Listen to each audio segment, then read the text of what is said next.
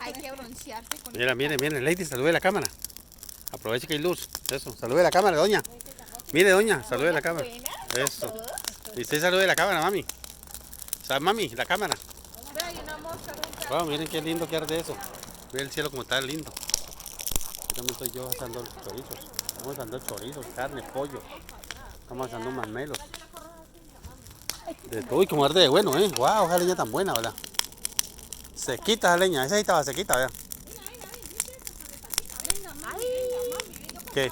chispitas mariposas. Pero se apagan ahí mismo, mira que se apagan ahí mismo, ¿sí? Tiene mucho ester, si no es el humo de la chispa. Es por el viento. Hágase para allá mejor, porque allá no está haciendo nada. Para acá, mi chula, vea para acá atrás. Ah, qué rico, ¿verdad? Se calienta uno. Mira, mami, va a cambiar de posición, ve. Como arde de bueno eso, ¿verdad? Ester, Julia, Para mí no venga para acá, señor. Mira que se apagan ahí mismo, ¿Sí? Ay, tan chévere. Chipitas mariposas. Que Jenny compró chipitas mariposas para quemar ahí encima de las arepas, de los chorizos. Van a terminar en el patio del vecino. Creo con el castor que me lo pisan.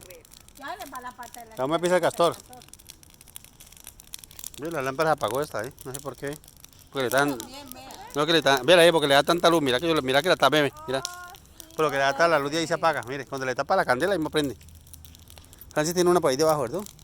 Yo. Ah, no, está por ahí debajo, está por ahí. Si la tapas ahí me prende.